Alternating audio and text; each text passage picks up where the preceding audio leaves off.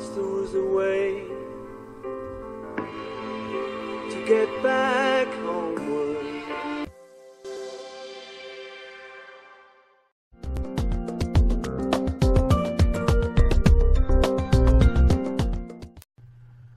"That is the place," said Dane, indicating with the blade of his paddle a small islet about a mile ahead of the canoe. "That is the place where Babalatchi promised that a boat from the prow would come for me when the sun is overhead. We will wait for that boat here." Almayer, who was steering, nodded without speaking, and by a slight sweep of his paddle laid the head of the canoe in the required direction. They were just leaving the southern outlet of the Pantai, which lay behind them in a straight and long vista of water shining between two walls of thick verdure that ran downwards and towards each other, till at last they joined and sank together in the far-away distance. The sun, rising above the calm waters of the straits, marked its own path by a streak of light that glided upon the sea and darted up the wide reach of the river, a hurried messenger of light and life to the gloomy forests of the coasts. And in this radiance of the sun's path floated the black canoe, heading for the islet, which lay bathed in sunshine, the yellow sands of its encircling beach shining like an inlaid golden disk on the polished steel of the unwrinkled sea. To the north and south of it rose other islets, joyous in their brilliant coloring of green and yellow, and on the main coast of the sombre line of mangrove bushes ended to the southward in the reddish cliffs of Tanjong Mirah, advancing into the sea, steep and shadowless under the clear light of the early morning. The boat of the canoe grated upon the sand as the little craft ran upon the beach.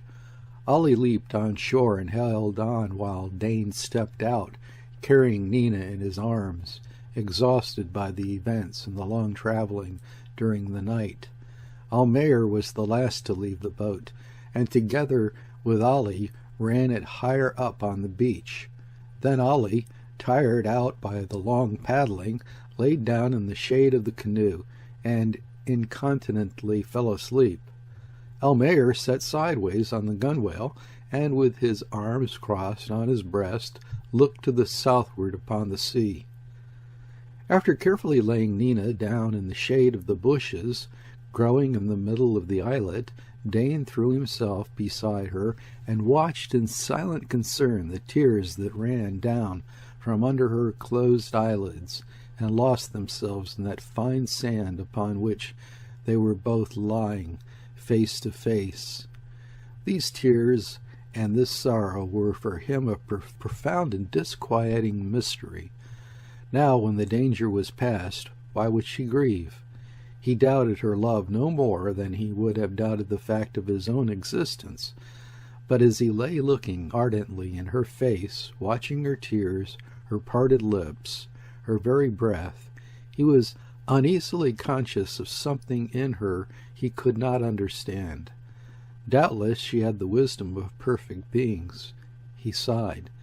He felt something invisible that stood between them, something that would let him approach her so far but no farther.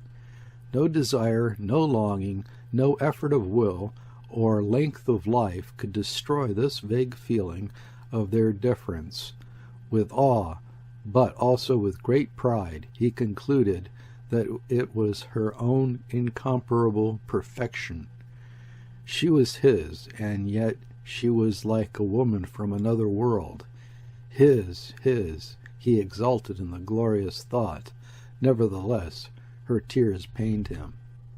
With the wisp of her own hair which he took in his hand, with timid reverence, he tried, in an access of clumsy tenderness, to dry the tears that trembled on her eyelashes. He had his reward in a fleeting smile that brightened her face for the short fraction of a second. But soon the tears fell faster than ever, and he could bear it no more. He rose and walked towards Almayer, who still sat absorbed in his contemplation of the sea. It was a very, very long time since he had seen the sea, that sea that leads everywhere, brings everything, and takes away so much. He had almost forgotten why he was there, and dreamily he could see all his past life on the smooth and boundless surface that glittered before his eyes. Dane's hand laid on Almayer's shoulder recalled him with a start from some country very far away indeed. He turned round, but his eyes seemed to look rather at the place where Dane stood than at the man himself. Dane felt uneasy under the unconscious gaze. "What?" said Almayer. "She is crying," murmured Dane softly.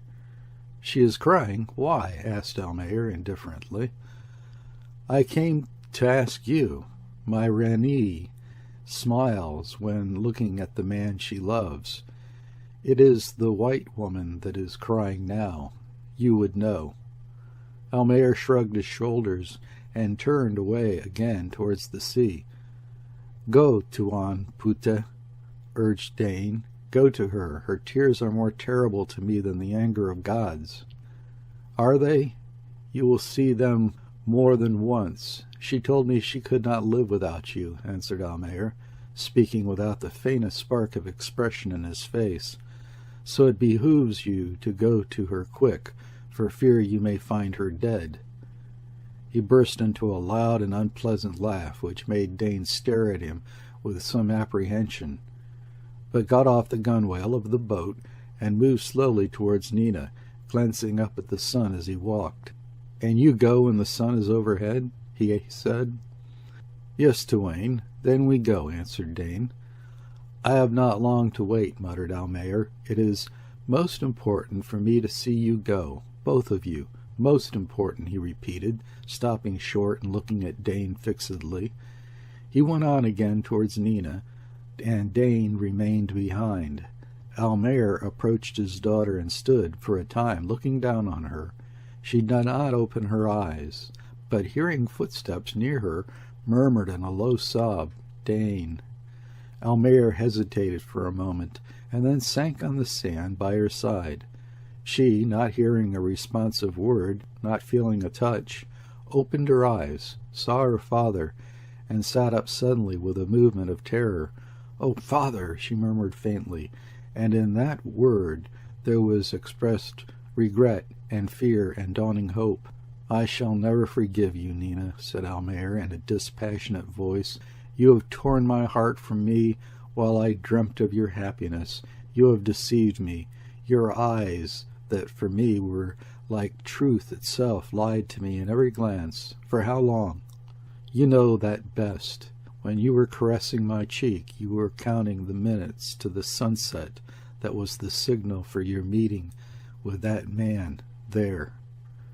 He ceased, and they both sat silent side by side, not looking at each other, but gazing at the vast expanse of the sea. Almayer's words had dried Nina's tears, and her look grew hard as she stared before her into the limitless sheet of blue that showed limpid, unwavering, and steady like heaven itself. He looked at it also, but his features had lost all expression, and life in his eyes seemed to have gone out.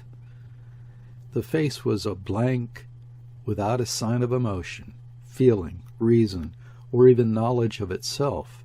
All passion, regret, grief, hope, or anger, all were gone, erased by the hand of fate, as if after this last stroke everything was over, and there was no need for any record.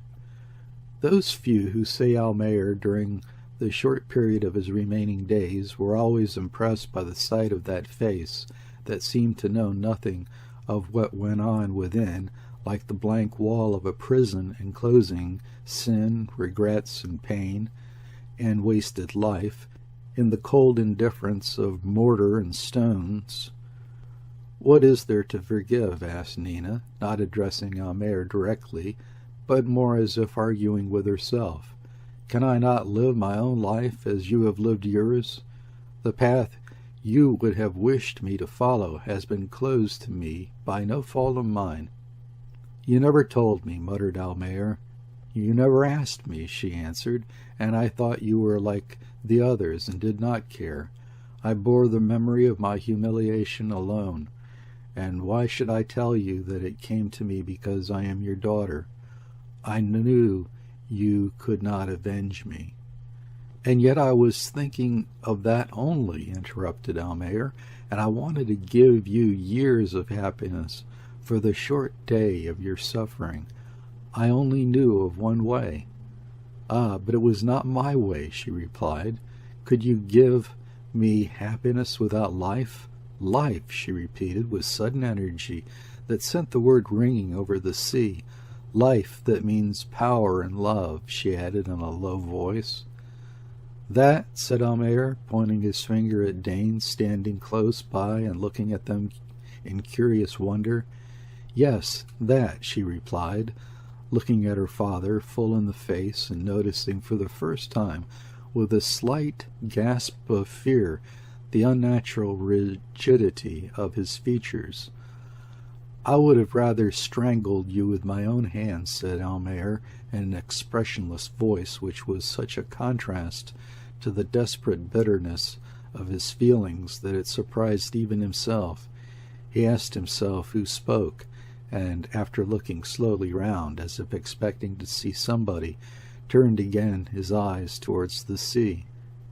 "You say that because you do not understand the meaning of my words," she said sadly.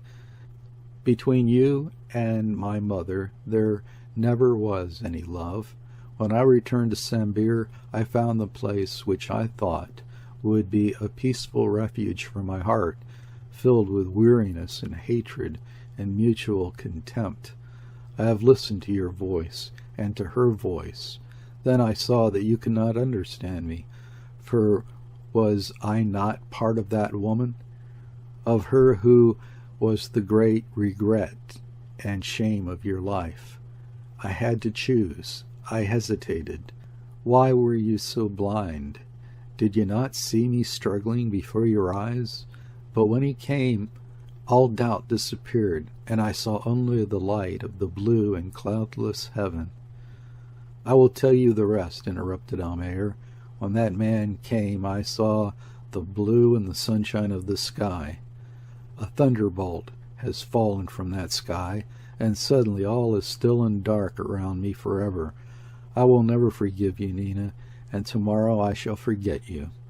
"I shall never forgive you," he repeated with mechanical obstinacy, while she sat, her head bowed down as if afraid to look at her father. To him it seemed of the utmost importance that he should assure her of his intention of never forgiving. He was convinced that his faith in her had been the foundation of his hopes, the motive of his courage, of his determination to live and struggle and to be victorious for her sake. And now his faith was gone, destroyed by her own hands, destroyed cruelly, treacherously, in the dark, and the very moment of success, in the utter wreck of his affections and of all his feelings, in the chaotic disorder of his thoughts, above the confused sensation of physical pain that wrapped him up in a sting as of a whiplash curling round him from his shoulders down to his feet. Only one idea remained clear and definite, not to forgive her. Only one vivid desire, to forget her. And this must be made clear to her and to himself by frequent repetition. That was his idea of his duty to himself, to his race, to his respectable connections, to the whole universe unsettled and unshaken by this frightful catastrophe of his life. He saw it clearly and believed he was a strong man. He had always prided himself upon his unflinching firmness, and yet he was afraid. She had been all in all to him. What if he should let the memory of his love for her weaken the sense of his dignity? She was a remarkable woman, he could see that. All the latent greatness of her nature, in which he honestly believed, had been transfused into that slight girlish figure. Great things could be done What if he should suddenly take her to his heart, forget his shame and pain and anger, and follow her? What if he changed his heart, if not his skin, and made her life easier between the two lovers that would guard her from any mischance? His heart yearned for her. What if he should say that his love for her was greater than— "I will never forgive you, Nina," he shouted, leaping up madly in the sudden fear of his dream. This was the last time in his life that he was heard to raise his voice. Henceforth he spoke always in a monotonous whisper, like an instrument of which all the strings but one are broken in a last ringing clamor under a heavy blow. She rose to her feet and looked at him. The very violence of his cry soothed her in an intuitive conviction of his love, and she hugged to her breast the lamentable remnants of that affection with the unscrupulous greediness of women who cling desperately to the very scraps and rags of love, any kind of love, as a thing that of right belongs to them and is the very breath of their life.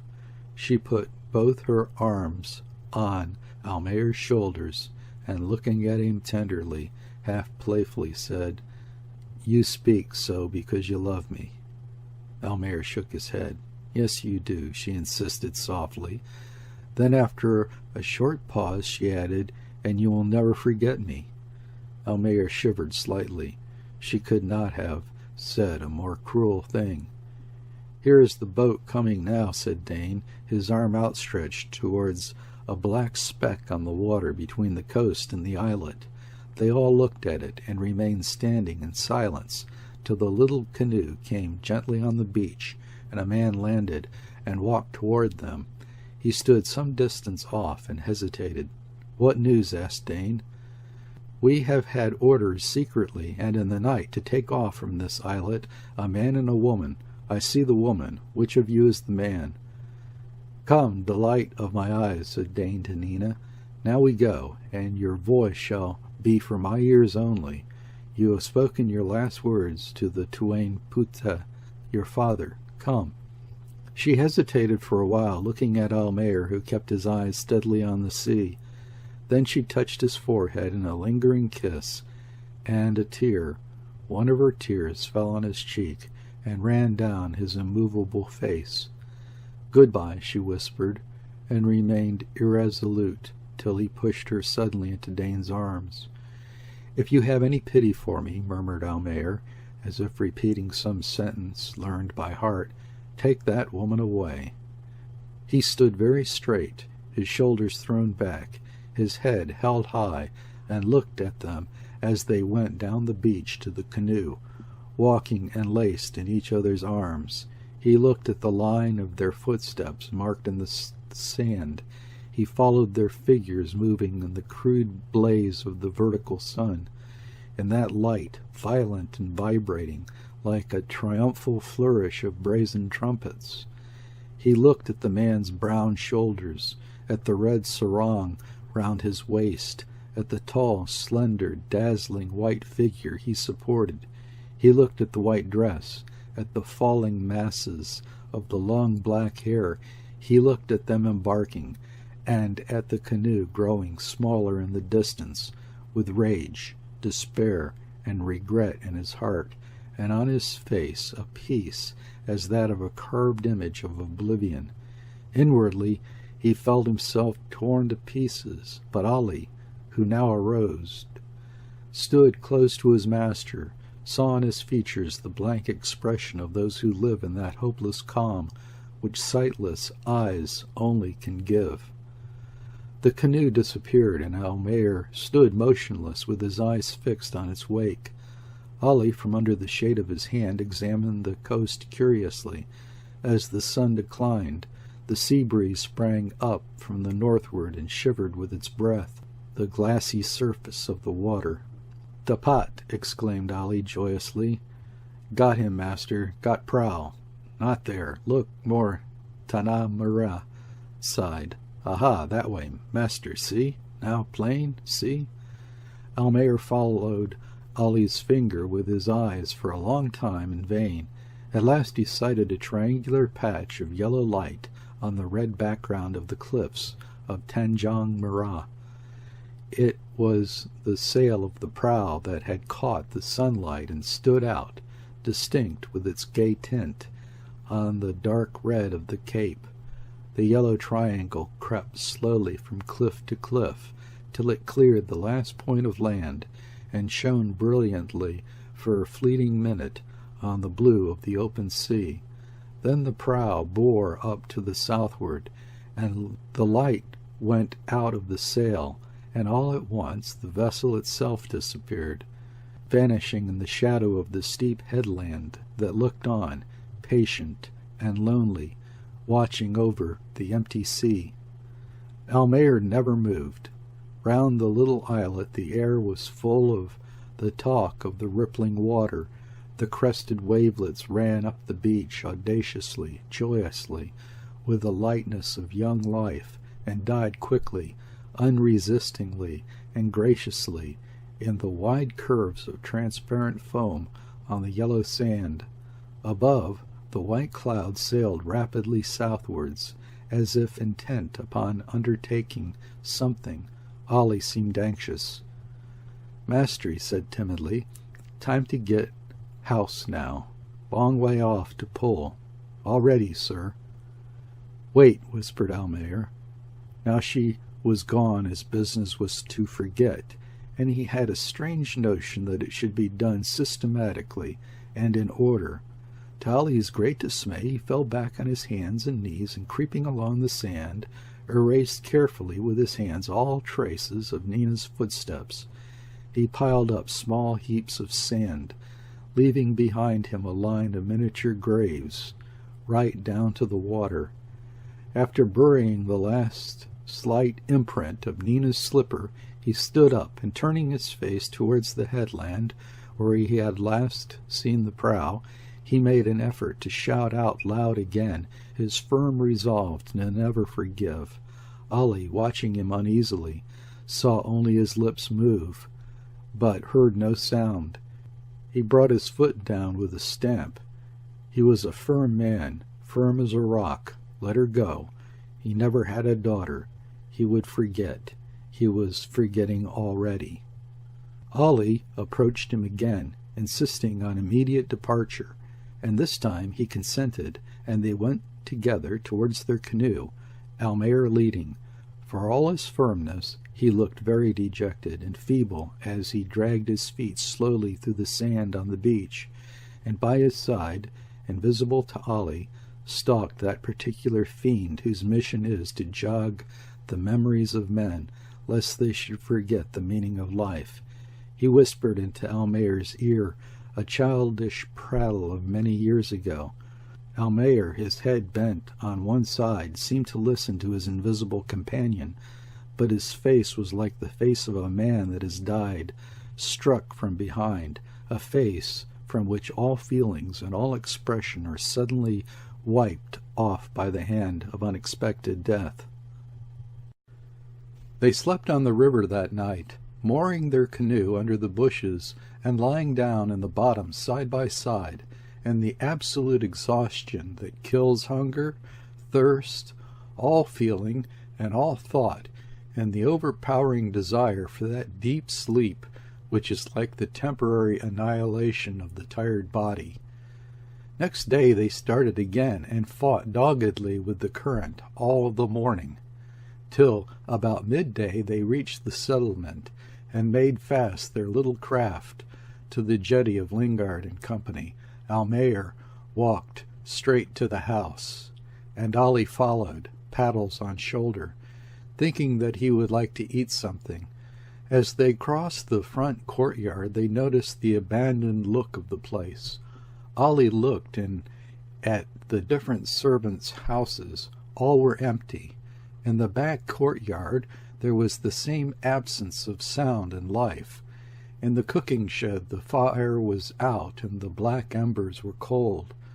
A tall, lean man came stealthily out of the banana plantation and went away rapidly across the open space, looking at them with big, frightened eyes over his shoulder. some vagabond without a master. There were many such in the settlement, and they looked upon Almayer as their patron. They prowled about his premises and picked their living there, sure that nothing worse could befall them than a shower of curses when they got in the way of the white man whom they trusted and liked, and called a fool amongst themselves. In the house, which Almayer entered through the back veranda, the only living thing that met his eyes was his small monkey, which, hungry and unnoticed for the last 2 days, began to cry and complain in monkey language as soon as it caught sight of the familiar face. Almayer soothed it with a few words and ordered Ollie to bring it some bananas. Then, while Ollie was gone to get them, he stood in the doorway of the front veranda, looking at the chaos of overturned furniture. Finally he picked up the table and sat on it, while the monkey let itself down from the roof stick by its chain and perched on his shoulder. When the bananas came, they had their breakfast together, both hungry, both eating greedily, and showering the skins round them recklessly, in the trusting silence of perfect friendship. Ollie went away, grumbling, to cook some rice himself, for all the women about the house had disappeared. He did not know where. Almayer did not seem to care, and after he finished eating, he sat on the table, swinging his legs and staring at the river as if lost in thought. After some time he got up and went to the door of a room on the right of the veranda. That was the office of Lingard and Company. He very seldom went in there. There was no business now, and he did not want an office. The door was locked, and he stood biting his lower lip, trying to think of the place where the key could be. Suddenly he remembered, and the woman's room hung upon a nail. He went over to the doorway, where the red curtain hung down in motionless folds, and hesitated for a moment, before pushing it aside with his shoulder, as if breaking down some solid obstacle. A great square of sunshine entering through the window lay on the floor.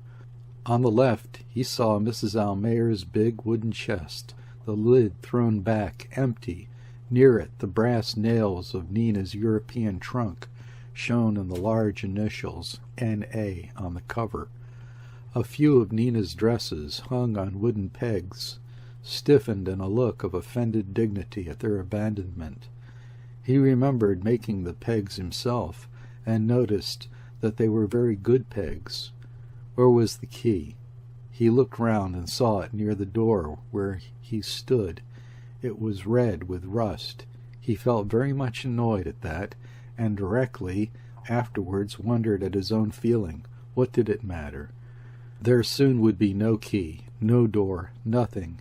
He paused, key in hand, and asked himself whether he knew well what he was about. He went out again on the veranda and stood by the table thinking. The monkey jumped down, and snatching a banana skin, absorbed itself in picking it to shreds industriously. "Forget," muttered Almayer, and that word started before him a sequence of events, a detailed program of things to do. He knew perfectly well what was to be done now. First this, then that, and then forgetfulness would come easy, very easy. He had a fixed idea that if he should not forget before he died, he would have to remember to all eternity. Certain things had to be taken out of his life, stamped out of sight, destroyed, forgotten. For a long time he stood in deep thought, lost in the alarming possibilities of unconquerable memory, with the fear of death and eternity before him. Eternity, he said aloud, and the sound of that word recalled him out of his reverie. The monkey started, dropped the skin, and grinned up at him amicably. He went towards the office door, and with some difficulty managed to open it. He entered in a cloud of dust that rose under his feet. Books open with torn pages bestrewed the floor. Other books lay about, grimy and black, looking as if they had never been opened. Account books, In those books he had intended to keep day by day a record of his rising fortunes. Long time ago. A very long time. For many years there had been no record to keep on the blue and red ruled pages. In the middle of the room, the big office desk, with one of its legs broken, careened over like the hull of a stranded ship. Most of the drawers had fallen out, disclosing heaps of paper yellow with age and dirt. The revolving office chair stood in its place, but he found the pivot set fast when he tried to turn it. No matter, he desisted, and his eyes wandered slowly from object to object. All those things had cost a lot of money at the time, the desk, the paper, the torn books, and the broken shelves, all under a thick coat of dust, the very dust and bones of a dead and gone business. He looked at all these things, all that was left after so many years of work, of strife, of weariness, of discouragement, conquered so many times, and all for what?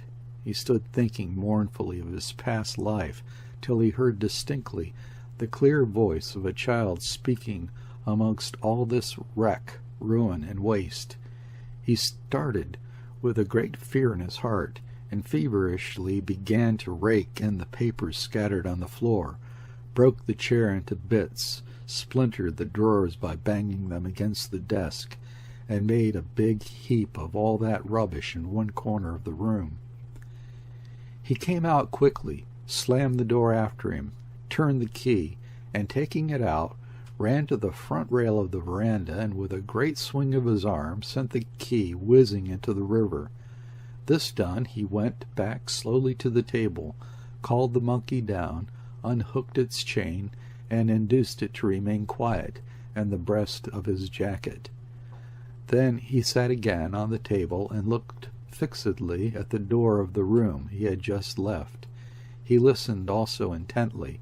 He heard a dry sound of rustling, sharp cracks as of dry wood snapping, a whir like of a bird's wings when it rises suddenly, and then he saw a thin stream of smoke come through the keyhole. The monkey struggled under his coat. Ollie appeared with his eyes starting out of his head. "Master, house burn!" he shouted. Almayer stood up, holding by the table. He could hear the yells of alarm and surprise in the settlement. Ollie wrung his hands, lamenting aloud. "Stop this noise, fool," said Almayer quietly.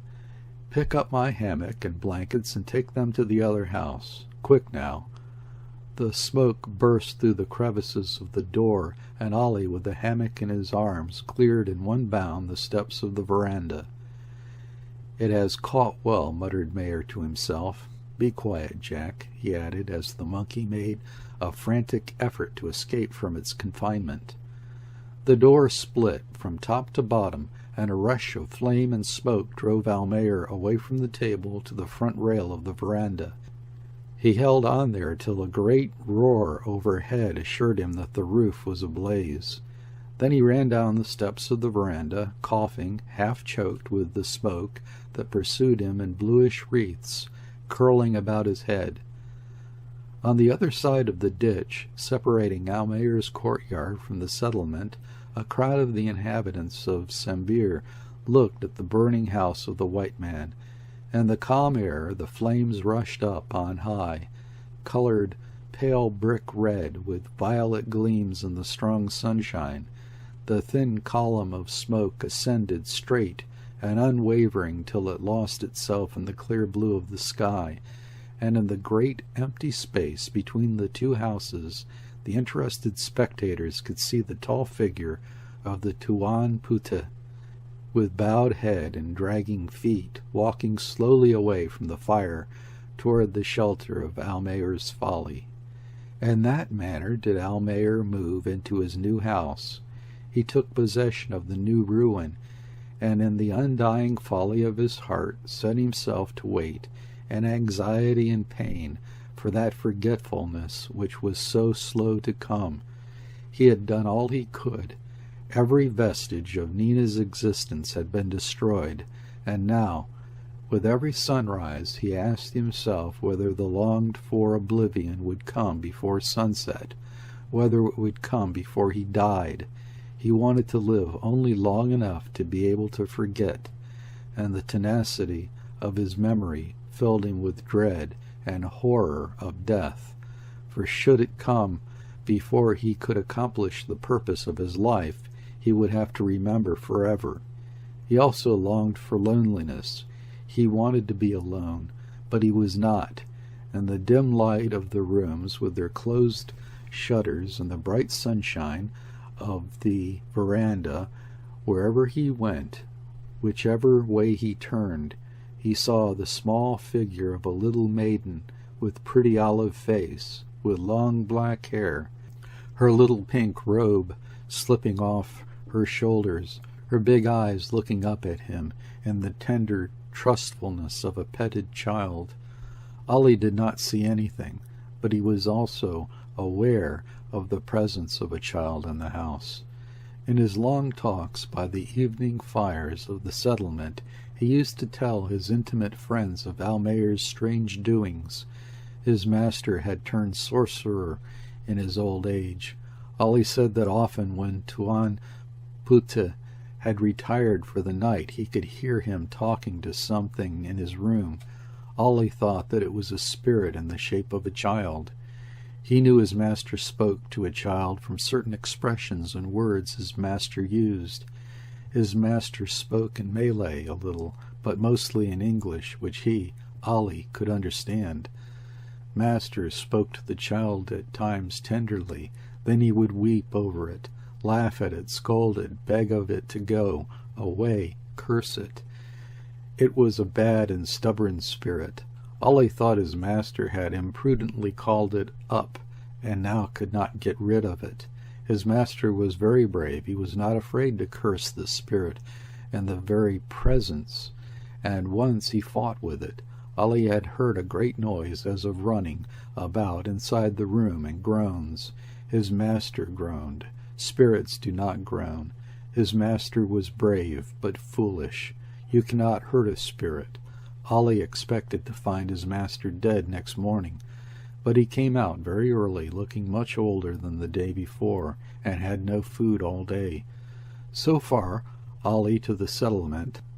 To Captain Ford he was much more communicative, for the good reason that Captain Ford had the purse and gave orders. On each of Ford's monthly visits to Sambir, Ollie had to go on board with a report about the inhabitant of Almayer's Folly. On his first visit to Sambir, after Nina's departure, Ford had taken charge of Almayer's affairs. They were not cumbersome. The shed for the storage of goods was empty. The boats had disappeared, appropriated, generally in night time, by various citizens of Sambir in need of means of transport.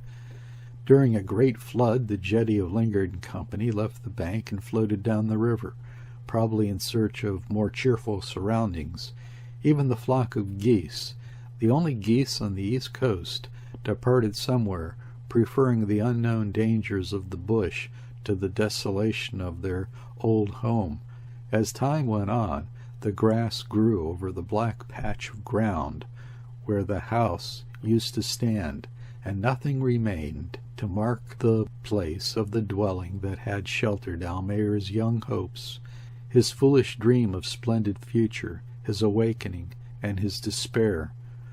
Ford did not often visit Almayer, for visiting Almayer was not a pleasant task. At first he used to respond listlessly to the old seaman's boisterous inquiries about his health. He even made efforts to talk, asking for news in a voice that made it perfectly clear that no news from this world had any interest for him. Then gradually he became more silent, not sulkily, but as if he was forgetting how to speak. He used also to hide in the darkest rooms of the house, where Ford had to seek him out, guided by the patter of the monkey galloping before him. The monkey was always there to receive and introduce Ford. The little animal seemed to have taken complete charge of its master, and whenever it wished for his presence on the veranda, it would tug perseveringly at his jacket, till Almayer obediently came out into the sunshine, which he seemed to dislike so much. One morning Ford found him sitting on the floor of the veranda, his back against the wall, his legs stretched stiffly out, his arms hanging by his side, his expressionless face, his eyes open wide with immobile pupils, and the rigidity of his pose made him look like an immense man-doll, broken and flung there out of the way. As Ford came up the steps, he turned his head slowly.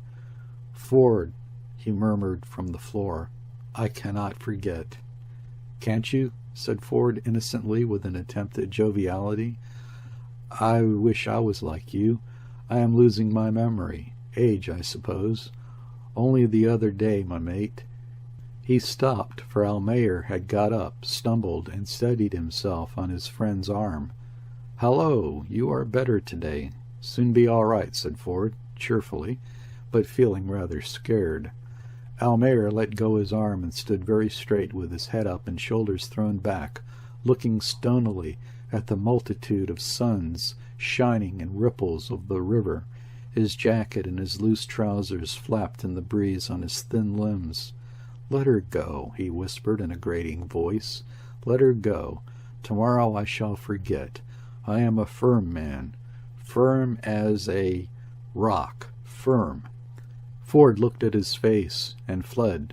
The skipper was a tolerably firm man himself, as those who had sailed with him could testify, but Almayer's firmness was altogether too much for his fortitude. Next time the steamer called in Sambir, Ali came on board early with a grievance. He complained to Ford that Jim-Eng, the Chinaman, had invaded Almayer's house, and actually had lived there for the last month. "And they both smoked," added Ali. "Phew, opium, you mean?" Ali nodded, and Ford remained thoughtful. Then he muttered to himself, "Poor devil. The sooner the better now." And the afternoon he walked up to the house. "What are you doing here?" he asked of Jim-Eng, whom he found strolling about on the veranda. Jim-Eng explained in bad Malay, and speaking in that monotonous, uninterested voice of an opium smoker pretty far gone, that his house was old, the roof leaked, and the floor was rotten. So being an old friend for many, many years, he took his money, his opium, and 2 pipes, and came to live in this big house. There is plenty of room. He smokes, and I live here. He will not smoke long," he concluded. "Where is he now?" asked Ford. "Inside. He sleeps," answered Jim-Eng wearily. Ford glanced in through the doorway. In the dim light of the room he could see Almayer lying on his back on the floor, his head on a wooden pillow, the long white beard scattered over his breast, the yellow skin of the face, the half-closed eyelids showing the whites of the eye only. He shuddered and turned away. As he was leaving, he noticed a long strip of faded red silk with some Chinese letters on it, which Jim-Eng had just fastened to one of the pillars. "What's that?" he asked. "That," said Jim-Eng in his colorless voice, "that is the name of the house. All the same, like my house. Very good name." Ford looked at him for a while and went away. He did not know what the crazy-looking maze of the Chinese inscription on the red silk meant. Had he asked Jim-Eng, that patient Chinaman would have informed him with proper pride that its meaning was House of Heavenly Delight. In the evening of the same day, Babalatchi called on Captain Ford. The captain's cabin opened on deck, and Babalatchi sat astride on the high step, while Ford smoked his pipe on the settee inside. The steamer was leaving the next morning, and the old statesman came, as usual, for a last chat. "We had news from Folly last night," remarked Babalatchi. "A grandson is born to the old Rajah, and there is great rejoicing." Ford sat up interested. "Yes," went on Babalatchi, in answer to Ford's look. "I told him. That was before he began to smoke." "Well, and what?" asked Ford. "I escaped with my life," said Babalatchi, with perfect gravity, "because the white man is very weak and fell as he rushed upon me." Then, after a pause, he added, "She is mad with joy." "Mrs. Almayer, you mean?" "Yes, she lives in our Rajah's house. She will not die soon.